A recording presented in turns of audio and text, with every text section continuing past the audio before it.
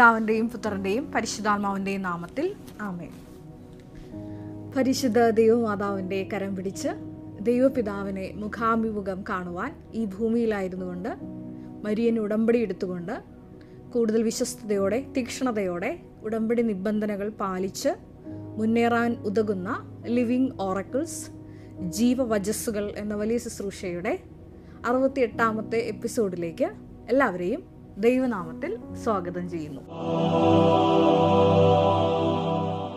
ഇന്ന് നമ്മൾ സാക്ഷ്യവചന വിശകലനത്തിനായി എടുത്തിരിക്കുന്നത് പിറവത്തു നിന്നുള്ള ടോണിയ എന്നൊരു മകളുടെ സാക്ഷ്യമാണ്. എൻ്റെ പേര് ടോണിയ എന്ന സാബു. ഞാൻ എറണാകുളം ജില്ലയിലെ പിറവം എന്ന സ്ഥലത്തു നിന്നാണ് വരുന്നത്. ഈ സാക്ഷ്യത്തിൻ്റെ പ്രത്യേകത ഒരു അസാധാരണമായ വിശ്വാസ പ്രഖ്യാപനം നടത്തുന്ന ഒരു പുതുതലമുറയിൽപ്പെട്ട ഒരു മകളുടെ സാക്ഷ്യമാണ്. കാരണം ആ മകളുടെ പ്രായത്തിൽ കവിഞ്ഞ ഒരു ആധ്യാത്മിക പക്വത ഈ മകള് മരിയൻ ഉടമ്പടി വഴി കാണിക്കുന്നു എന്നുള്ളതാണ് ഈ സാക്ഷ്യത്തിൻ്റെ ഹൈലൈറ്റ്. ഈ സാക്ഷ്യത്തിലൂടെ ഞാൻ നിങ്ങളോട് പങ്കുവയ്ക്കാൻ ആഗ്രഹിക്കുന്ന ഒരു കാര്യം, മരിയൻ ഉടമ്പടി എടുത്തിരിക്കുന്ന സഹോദരങ്ങൾ നമ്മുടെ ഹൃദയത്തെ ജാഗരൂകതയോടെ കാത്ത് സൂക്ഷിക്കേണ്ട ഒരാവശ്യകത എന്താണെന്ന് ഈ ടോണിയയുടെ സാക്ഷ്യം നമ്മളോട് പറഞ്ഞു തരുന്നുണ്ട്. അതായത് മരിയൻ ഉടമ്പടി എടുത്തിരിക്കുന്ന മക്കള്, ബഹുമാനപ്പെട്ട വി.പി. ജോസഫ് അച്ഛൻ എപ്പോഴും പറയാറുള്ളത് പോലെ, മരിയൻ ഉടമ്പടിയിൽ നിങ്ങളെപ്പോഴും ലക്ഷ്യം വെക്കേണ്ടത് ദൈവത്തെയാണ്, നിയോഗങ്ങളെയല്ല. നിയോഗങ്ങളെയാണ് നമ്മൾ ലക്ഷ്യം വെച്ച് ഓരോ ദിവസവും മുന്നോട്ട് പോകുന്നതെങ്കിൽ ആ നിയോഗങ്ങളുടെ മേലെ കാര്യമായിട്ടുള്ള ഒരു വ്യക്തമായിട്ടുള്ള ഒരു ദൈവിക ഇടപെടലുകൾ നിങ്ങൾ കാണാതെ വരുമ്പോൾ നിങ്ങൾ അസ്വസ്ഥരാകും. പക്ഷേ നിങ്ങൾ ദൈവസ്നേഹത്തിൽ അനുദിനം ഈ ഉടമ്പടി നിബന്ധനകൾ പാലിച്ച് മുന്നേറുന്നുവെങ്കിൽ, അതുമല്ലെങ്കിൽ ഞാൻ ആദ്യം പറഞ്ഞതുപോലെ നിങ്ങളുടെ ഹൃദയത്തെ ജാഗരൂകതയോടെ സംരക്ഷിക്കുമെങ്കിൽ, ഈ മരിയൻ ഉടമ്പടി എന്നുള്ളത് നിങ്ങൾക്ക് വലിയൊരു ആധ്യാത്മിക സ്വത്താണ്. അത്തരത്തിലുള്ളൊരു സാക്ഷ്യമാണ് ഇന്ന് ഞാൻ ഈ വചന വിശകലനത്തിനായി എടുത്തിരിക്കുന്നത്. ഈ മകളുടെ പ്രത്യേകത എന്ന് പറയുന്നത്, ഞാൻ നേരത്തെ പറഞ്ഞതുപോലെ പ്രായമില്ലാത്തൊരു മകളാണ്. നാട്ടിൽ നഴ്സിംഗ് പഠനമൊക്കെ പൂർത്തിയാക്കി 2 വർഷം എക്സ്പീരിയൻസുമായിട്ട് OET പാസ്സായി. അത് അമ്മയുടെ നടയിൽ നിന്ന് വന്ന് തന്നെയാണ് ആ മകൾ സാക്ഷ്യപ്പെടുത്തി പോകുന്നത്. അങ്ങനെ OET പാസ്സായി കഴിഞ്ഞ് ന്യൂസിലൻഡിലേക്ക് ക്യാപ് പ്രോഗ്രാം ചെയ്യാൻ വേണ്ടിയിട്ട് പോകുന്ന, ഇവിടെ നിന്ന് ആൾക്കാരിൽ നിന്ന് സാക്ഷ്യം പറഞ്ഞു പോകുന്ന ഒരു മകളാണ് ഈ ടോണിയ. ഇപ്പോൾ ഈ മകളുടെ സാക്ഷ്യം തുടങ്ങുന്ന ഇപ്രകാരമാണ്. സോ ഞാൻ ഫ്ലൈറ്റ് ബോർഡ് ചെയ്യാനിരിക്കുന്ന ടൈമിൽ എൻ്റെ കൂട്ടത്തിൽ കുറേ ചേച്ചിമാരുണ്ടായിരുന്നു. അപ്പോൾ അവരുടെയൊക്കെ കയ്യിൽ റിട്ടേൺ ടിക്കറ്റ് ഉണ്ടായിരുന്നു. അതായത് ന്യൂസിലൻഡ് വരുന്നു, ക്യാപ് കോഴ്സ് കംപ്ലീറ്റ് ചെയ്യുന്നു, ഇവർ ജോലി റിസൈൻ ചെയ്യാതെയാണ് ഇവരൊക്കെ വന്നത്, തിരിച്ച് നാട്ടിലേക്ക് പോകുന്നു. അവരൊക്കെ അങ്ങനെ ആ ഒരു സംഭാഷണങ്ങളിലൊക്കെ അവർ ഉൾപ്പെട്ടു. കാരണം ഇവരെ സംബന്ധിച്ചിടത്തോളം ഈ ക്യാപ് കോഴ്സിന് ശേഷം അവിടെ ജോലി കിട്ടുമെന്ന് യാതൊരു ഉറപ്പൊന്നുമില്ല. കാരണം ന്യൂസിലൻഡിൽ ഓൾറെഡി ഇങ്ങനെ ജോബ് റിക്രൂട്ട്മെൻ്റ് ഒക്കെ ഫ്രീസ് ചെയ്ത് വെച്ചിരിക്കുക. അപ്പം അതുകൊണ്ട് ഇവർക്ക് കാര്യമായിട്ട് ദൈവത്തെ അറിയാത്തത് കൊണ്ടും അങ്ങനെ പ്രത്യേകിച്ച് ദൈവിക മേഖലയെക്കുറിച്ച് പരിചയമില്ലാത്തതുകൊണ്ടും ഇത്തരത്തിലുള്ള സംസാരങ്ങളിലൂടെ ഒക്കെ കേട്ടണ്ടാണ് ഈ മകൾ എയർപോർട്ടിൽ ഫ്ലൈറ്റിൽ കയറുന്നത്. അപ്പോൾ ഈ മകൾ പറയുന്നുണ്ട്, പക്ഷെ എനിക്ക് ഉറപ്പുണ്ടായിരുന്നു, ഞാനൊന്നും അവരോടൊന്നും പറഞ്ഞില്ല. കാരണം എനിക്കറിയാം ഇവരാരുമല്ല ദൈവം, ഞാൻ മനുഷ്യരിൽ ആശ്രയിച്ചില്ല. അവരോട് ഞാനൊന്നും പറഞ്ഞില്ല, എനിക്ക് മൗനം പാലിച്ചു. ഞാൻ ഉറച്ചു വിശ്വസിച്ചു, എൻ്റെ അമ്മ മാതാവും തിരുക്കുമാരനും എന്തൊക്കെ ജോബ് ഫ്രീസ് ആണെങ്കിലും എനിക്ക് എൻ്റെ തമ്പുരാനൊരു ജോലി തരും, എന്നെ വെറും കൈയോടെ ഒരിക്കലും നാട്ടിലേക്ക് വിടത്തില്ല എന്നുള്ളൊരു ഉറച്ച വിശ്വാസം ഉണ്ടായിരുന്നു.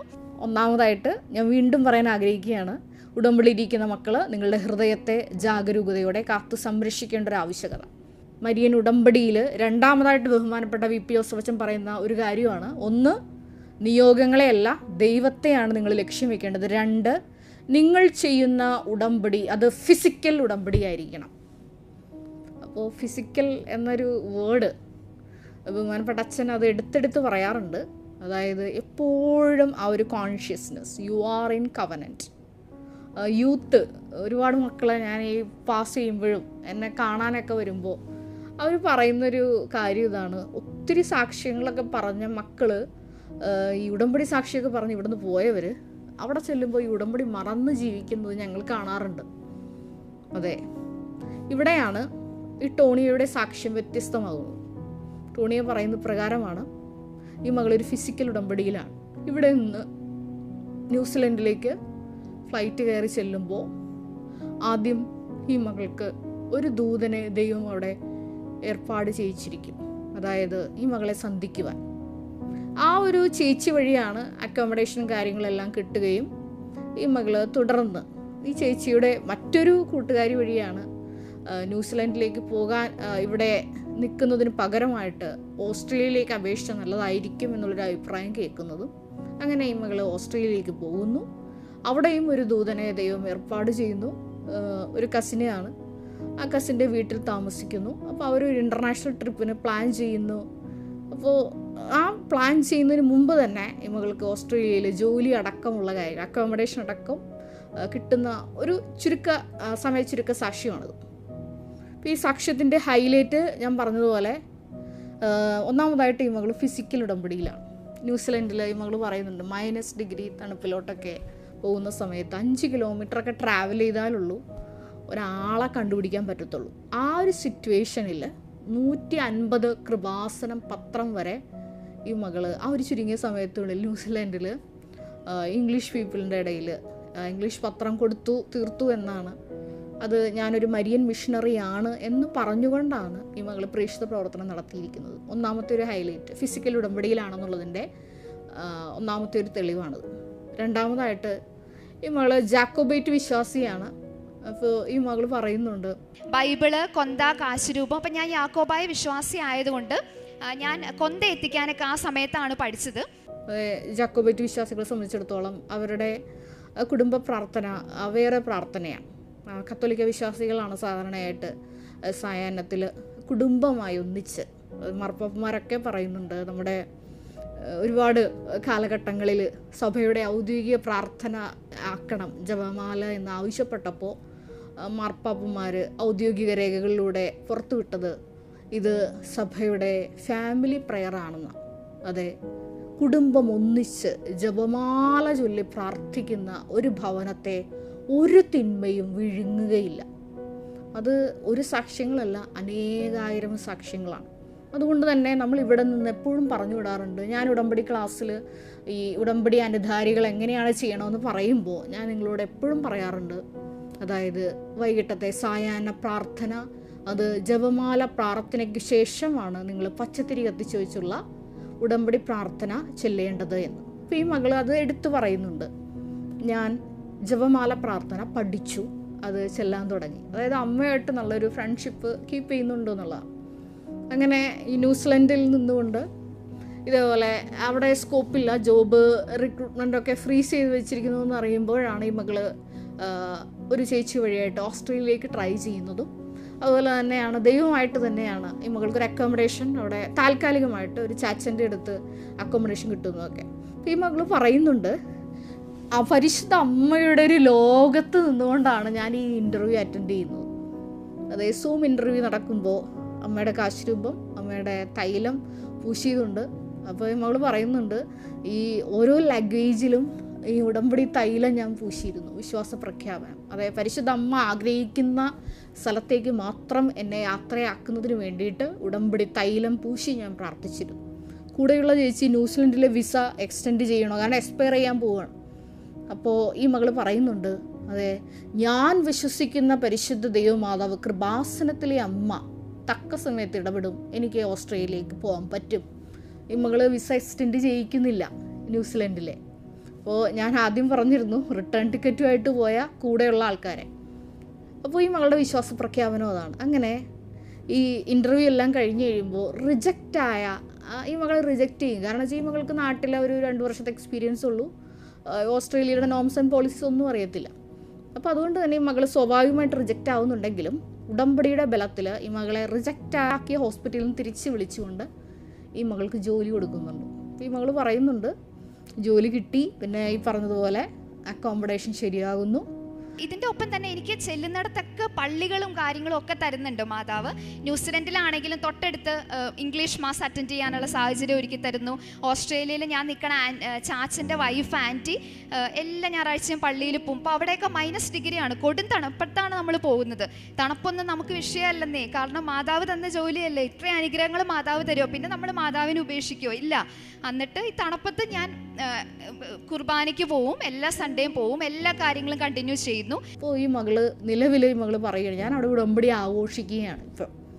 കാരണം ഇത്രയേറെ എന്നെ ഉയർത്തിയ 15-20 വർഷം പരിചയമുള്ള നേഴ്സുമാർക്ക് കിട്ടുന്ന സാലറിയേക്കാൾ ഉയർന്ന ശമ്പളത്തിലാണ് പരിശുദ്ധ അമ്മ യാതൊരു യോഗ്യതയും ഇല്ലാതെ ഒരു ചെറുപ്രായത്തിൽ 2 വർഷം എക്സ്പീരിയൻസ് മാത്രമുള്ള ഈ മകൾക്ക് ഒരുപാട് പേര് ജോലിയില്ലാതെ അവിടെ തന്നെ ഇങ്ങനെ അലഞ്ഞു നടക്കുമ്പോൾ പരിശുദ്ധ അമ്മ ഇങ്ങോട്ട് വിളിച്ച് ഉയർന്ന ശമ്പളത്തിൽ, ഞാൻ നേരത്തെ പറഞ്ഞ പോലെ 15-20 വർഷം പരിചയമുള്ള നേഴ്സുമാർക്ക് കിട്ടുന്നതിനേക്കാൾ ഉയർന്ന ശമ്പളത്തിൽ ഈ മകളെ പരിശുദ്ധ അമ്മ നേരിട്ട് പ്ലേസ് ചെയ്യുകയാണ്. എന്തുകൊണ്ടാണ് പ്ലേസ് ചെയ്യുന്നത്?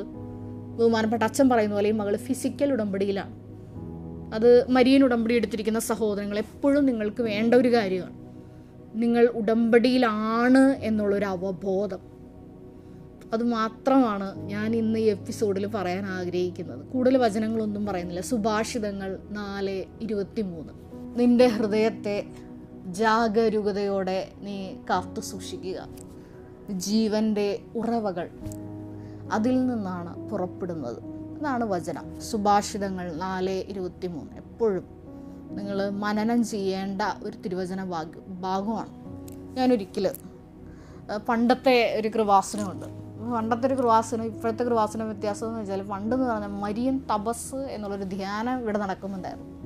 അപ്പോൾ എന്നെ സംബന്ധിച്ചിടത്തോളം എൻ്റെ മനസ്സിൽ ഒത്തിരി സന്തോഷമുള്ള ദിവസമാണത്. കാരണം എനിക്കിവിടെ ധ്യാന ശുശ്രൂഷ ഉണ്ട്, വചനം ക്ലാസ് എടുക്കാനുണ്ട്. അപ്പോൾ ആ ക്ലാസ് എടുക്കുന്ന ദിവസങ്ങളിൽ എനിക്കിവിടെ താമസിക്കാനുള്ള സൗകര്യമുണ്ട്. അപ്പോൾ നിങ്ങൾക്കറിയാമല്ലോ, ഇപ്പോൾ നിലവിൽ നമുക്കറിയാം അപ്പുറത്ത് മരിയൻ ഗാർഡൻ എന്നുള്ള സ്ഥലത്താണ് നമ്മൾ ഇനി താമസിച്ചുള്ള ധ്യാനമൊക്കെ അറേഞ്ച് ചെയ്യാൻ പോകുന്നത്. അപ്പോൾ ആ തലമുറയ്ക്ക് ഇനി വരാൻ പോകുന്ന വ്യക്തികൾക്ക് തീർച്ചയായിട്ടും ഇങ്ങനൊരു സൗഭാഗ്യം കിട്ടില്ല.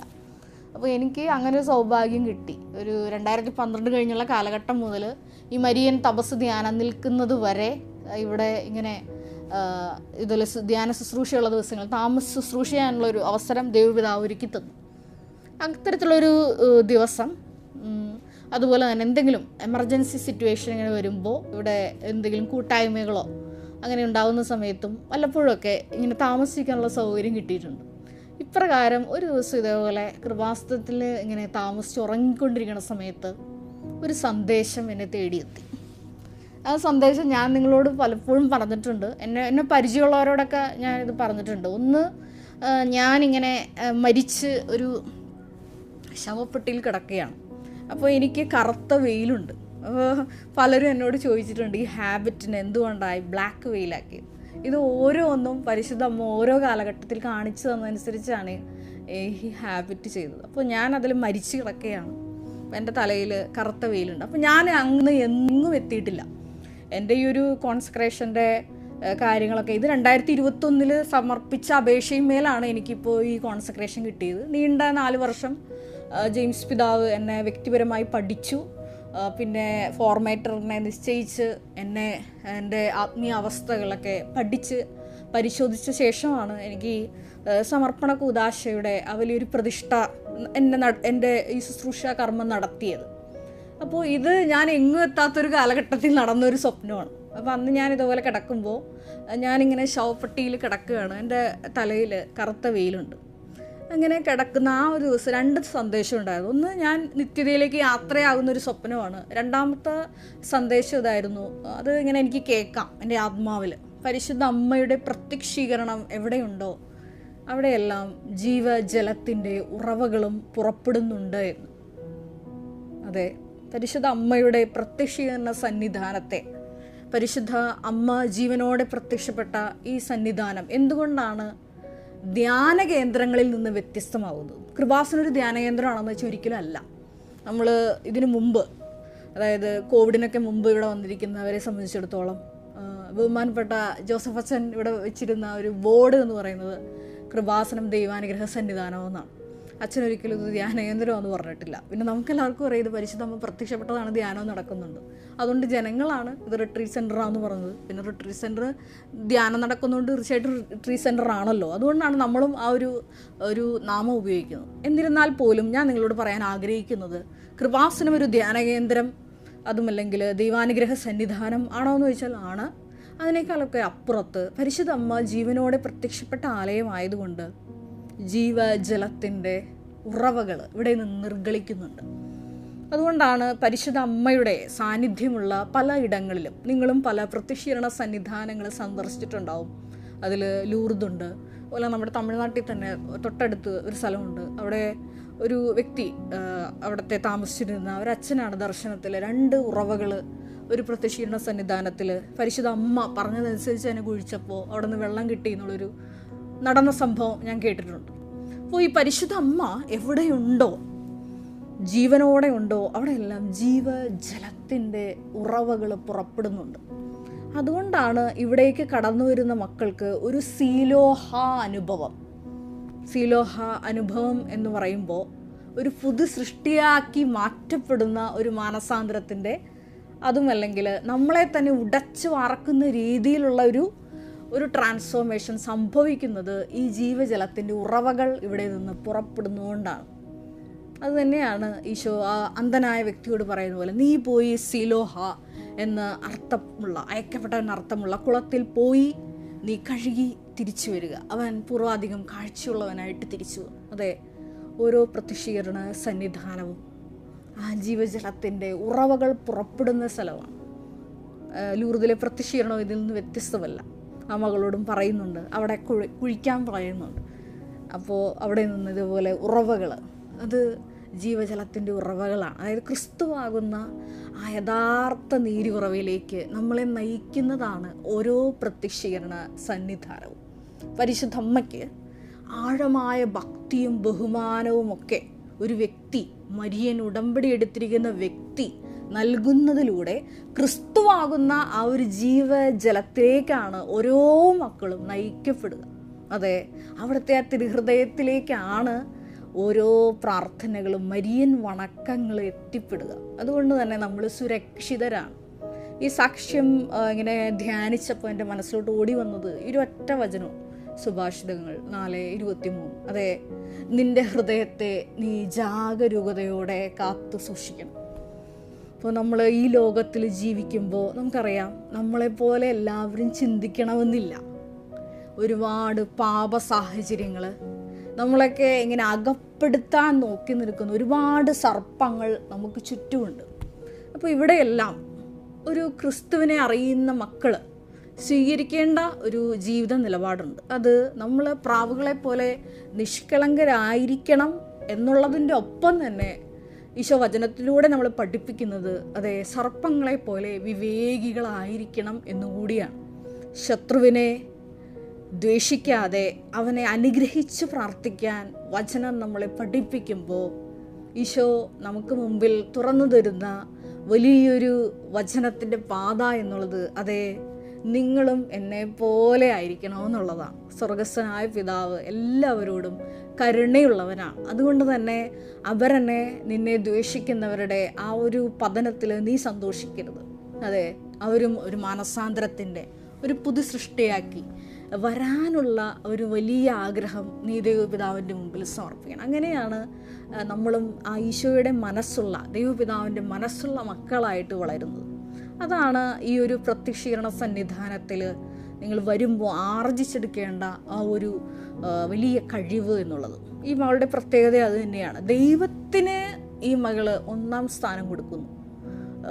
ഈ മകള് സാക്ഷി അവസാനിപ്പിക്കും ഇപ്രകാരം പറയുന്നുണ്ട്. പിന്നെ അവിടെ എല്ലാ സൺഡേയിലും ഇംഗ്ലീഷ് മാസ് ഉണ്ട്.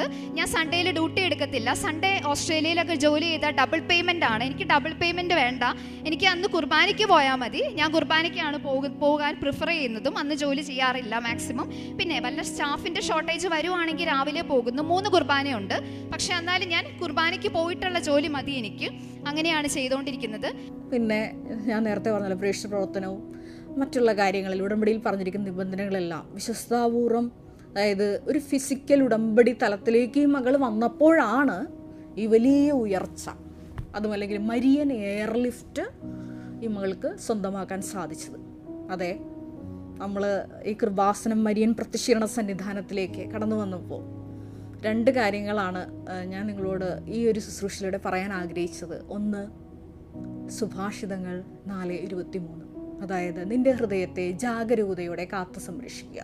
കത്തോലിക്കലായിട്ടുള്ള മക്കളാണെന്നുണ്ടെങ്കിൽ 2 ആഴ്ചകൾ കുമ്പസാരം നടത്തി നാവിനെ പൂർണ്ണമായിട്ട് നിയന്ത്രിച്ചുകൊണ്ട് മറ്റുള്ളവരുടെ കുറ്റം പറയാതെയും കുറ്റം കേൾക്കാതെയും പറ്റുന്ന സഹായങ്ങൾ, നിങ്ങളാൽ ആകുന്ന സഹായങ്ങൾ അത് ചെയ്യാവുന്ന മക്കൾക്ക് അത് ചെയ്തു കൊടുക്കുക. അതുപോലെ തന്നെ ഈശോയെ 4 ആളോട് പരിശുദ്ധ അമ്മയുടെ പ്രത്യക്ഷീകരണത്തെക്കുറിച്ച്, സത്യമായി നടന്ന ഈ പ്രത്യക്ഷീകരണത്തെക്കുറിച്ച് കാണുന്ന മക്കളോടെല്ലാം പറഞ്ഞുകൊണ്ട് ഇങ്ങനെയാണ് നിങ്ങളൊരു ഫിസിക്കൽ ഉടമ്പടി തലത്തിലേക്ക് വരുന്നത്. ഇങ്ങനെ നിങ്ങൾ ഏതു നിമിഷവും ഉടമ്പടിയിലാണ് എന്നുള്ളൊരു അവബോധത്തിലേക്ക് വരുമ്പോഴാണ് ഇതുപോലുള്ള മരിയൻ എയർലിഫ്റ്റ് നമുക്ക് സ്വന്തമാക്കാൻ സാധിക്കുക. ഉൽപ്പത്തി 17:1 അബ്രഹത്തോട് ഈ ഉടമ്പടി ചെയ്തപ്പോഴും പറഞ്ഞത് പ്രകാരമാണ്, എൻ്റെ മുമ്പാകെ വ്യാപരിക്കുക, വിശുദ്ധിയോടെ വ്യാപരിക്കുക. ബഹുമാനപ്പെട്ട അച്ഛൻ ഈ കൃപാസനത്തിലൂടെ 2012 ഞാൻ കടന്നു വരുമ്പോൾ എനിക്ക് ഒരുപാട് ആധ്യാത്മിക ഉപദേശങ്ങൾ കിട്ടിയിട്ടുണ്ട്. അപ്പോൾ അച്ഛൻ എൻ്റെ കയ്യിൽ നിന്ന് ഒരു ചെറിയ മിസ്റ്റേക്ക് വരുമ്പോഴൊക്കെ അച്ഛൻ എപ്പോഴും നമ്മൾ മനുഷ്യരാണ്, പലപ്പോഴും ദൈവം ആഗ്രഹിക്കുന്ന രീതിയിലൊന്നും ചില സമയത്ത് ഞാൻ പെരുമാറാതെ വരുമ്പോൾ അച്ഛൻ എന്നോട് എപ്പോഴും പറയാറുണ്ട്, ജോമോളെ നീ ഒരു കാട്ടുമുന്തിരിയായിരുന്നു, നിന്നെ ദൈവം വിശിഷ്യ ഉള്ള മുന്തിരിയായിട്ട് ഇവിടെ കൊണ്ടുവന്ന് നട്ടു നനച്ച് വളർത്തി, എൻ്റെ തണലിൽ ഇത്രയേറെ ഉപദേശങ്ങൾ നിനക്ക് കിട്ടി, അതുകൊണ്ട് തന്നെ ദൈവം ഇത് പൊറുക്കത്തില്ല എന്ന് പറയും പോലെയാണ് മരിയൻ ഉടമ്പടിയിലേക്ക് വരുമ്പോൾ ദൈവം നമ്മളെ സ്വന്തമാക്കി. അതെ, യാതൊരു യോഗ്യതയും നോക്കാതെ ഈ ഒരു പ്രത്യക്ഷീകരണ സന്നിധാനത്തിലേക്ക്, ഞാൻ നേരത്തെ പറഞ്ഞതുപോലെ ഓരോ പ്രത്യക്ഷീകരണ സന്നിധാനവും ജീവജലം പുറപ്പെടുന്നവരെ ഇടമാണ്. അപ്പം അങ്ങനെയുള്ളൊരു സ്ഥലത്തിലേക്ക് നമ്മളെ ദൈവം നേരിട്ട് കൂട്ടിക്കൊണ്ട് വന്ന് ഉടമ്പടി എടുപ്പിച്ച് ദൈവം ചേർത്ത് നിർത്തുമ്പോൾ തീർച്ചയായിട്ടും നിങ്ങൾ പഴയ ജീവിത മാർഗങ്ങളിലേക്ക് തിരിച്ചു പോകരുത്. അതെൻ്റെ ഒരു അപേക്ഷയാണ്. ഒരുപാട് മക്കൾ ഇതേപോലെ ഇവിടെ നിന്ന് വലിയ സാക്ഷ്യങ്ങളും കയ്യടികളൊക്കെ വാങ്ങിച്ചുകൊണ്ട് പോയവർ, പ്രത്യേകിച്ച് യുവജനതയൊക്കെ പുറത്ത് ചെല്ലുമ്പോൾ അവർ ഏത് ജീവിതമാണ് നയിക്കണമെന്ന് അത് അവർക്ക് മാത്രം അറിയാവുന്നതാണ്. എന്നെ കേൾക്കുന്ന മക്കൾ, ഈ ലിവിങ് ഓറക്കിൾസ് എപ്പിസോഡ് കേൾക്കുന്നവർ ഇത്തരത്തിൽ ഉടമ്പടി മറന്ന് ജീവിക്കുന്നുണ്ടെങ്കിൽ തീർച്ചയായിട്ടും നിങ്ങൾ ആ ഒരു ഫിസിക്കൽ ഉടമ്പടി തലത്തിലേക്ക് തിരിച്ചു വരണം.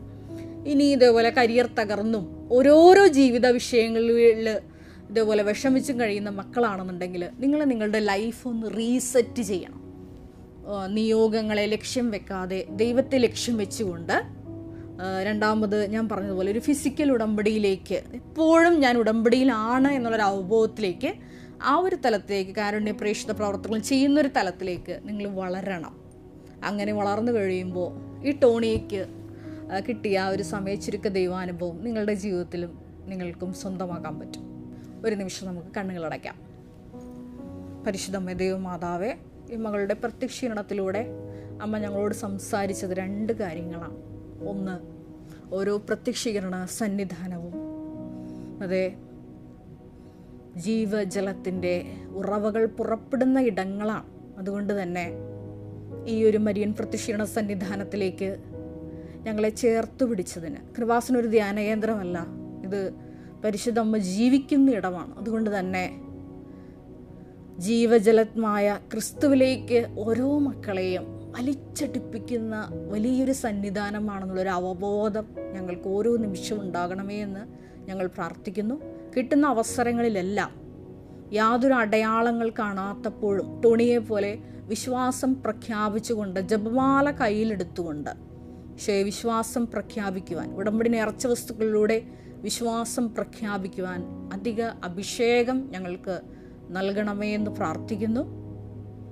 ഓരോ പ്രത്യക്ഷീകരണ സന്നിധാനവും ഓരോരോ സീലോഹ കുളമാണെന്നുള്ള വലിയ അവബോധം ഞങ്ങൾക്ക് നൽകണമേ എന്ന് പ്രാർത്ഥിക്കുന്നു. അതേ കാഴ്ച ദൈവം ആഗ്രഹിക്കുന്ന രീതിയിൽ ഓരോ കാര്യങ്ങളും കാണാനുള്ള വലിയ അഭിഷേകം ഞങ്ങൾക്ക് നൽകണമേ എന്ന് പ്രാർത്ഥിക്കുന്നു. ഒപ്പം തന്നെ ഈശോയെ, ഒരുപാട് മക്കൾ വിദേശ രാജ്യങ്ങളിൽ അകപ്പെട്ടു പോയ ഒരുപാട് മക്കളുണ്ട്. അവരുടെ അറിവില്ലായ്മ മൂലം ഉടമ്പടി ഉഴപ്പിയുമൊക്കെ അനുഗ്രഹങ്ങൾ താമസിപ്പിച്ചു. അതുപോലെ തന്നെ പ്രത്യേകമായിട്ടുള്ള ഉടമ്പടിയുടെ അറിവില്ലായ്മ മൂലം, ഉടമ്പടി ധ്യാനങ്ങൾ കൂടാത്തത് മൂലമൊക്കെ ഒരുപാട് മക്കളാണ് ഇങ്ങനെ അനുഗ്രഹങ്ങൾ താമസിപ്പിക്കുന്നത്. അത്തരത്തിലുള്ള എല്ലാ മക്കളെയും പ്രത്യേകമായിട്ട് സമർപ്പിച്ച് പ്രാർത്ഥിക്കുന്നു. ആ മക്കൾക്ക് ദൈവസ്നേഹം നൽകണമേ എന്ന് പ്രാർത്ഥിക്കുന്നു. ദൈവിക കാര്യങ്ങൾക്ക് കൂടുതൽ തീക്ഷ്ണതയോടെ സമയം കണ്ടെത്തി മുന്നേറുവാൻ, ഒരു ഫിസിക്കൽ ഉടമ്പടിയിലേക്ക് വരുവാൻ അവരെ പ്രത്യേകമായിട്ട് നീ അഭിഷേകം ചെയ്യണമേ എന്ന് പ്രാർത്ഥിക്കുന്നു. കർത്താവായ ക്രിസ്തു വഴി ഞങ്ങൾ സമർപ്പിക്കുന്ന പ്രാർത്ഥന കേട്ടുകൊള്ളണമേ. Ave Maria. നമ്മുടെ കൃപാസനം പ്രത്യക്ഷീകരണ സന്നിധാനത്തിൽ ബഹുമാനപ്പെട്ട VP ജോസഫ് അച്ഛനോടൊപ്പം സമർപ്പിതരായി ശുശ്രൂഷ ചെയ്യാൻ ആഗ്രഹിക്കുന്ന സഹോദരങ്ങൾ, ഏറെ പ്രത്യേകമായിട്ട് +2 ഡിഗ്രി പാസ്സായ മക്കളുണ്ടെങ്കിൽ തീർച്ചയായിട്ടും താഴെ കാണുന്ന ഇമെയിൽ അഡ്രസ്സിൽ കോൺടാക്റ്റ് ചെയ്യുക, നിങ്ങളുടെ CV അയയ്ക്കുക. തീർച്ചയായിട്ടും പരിശുദ്ധ അമ്മയുടെ പ്രത്യക്ഷീകരണത്തിന് സാക്ഷികളായി ജീവിക്കുവാൻ നിങ്ങൾക്കൊരു ആന്തരിക ബോധ്യം, അതുമില്ലെങ്കിൽ ദൈവപിതാവ് നിങ്ങളെ വിളിക്കുന്നു എന്ന് നിങ്ങൾക്ക് ബോധ്യപ്പെടുന്നുണ്ടെങ്കിൽ തീർച്ചയായിട്ടും ഞങ്ങളെ കോൺടാക്റ്റ് ചെയ്യുക. എല്ലാവരെയും ദൈവം അനുഗ്രഹിക്കട്ടെ.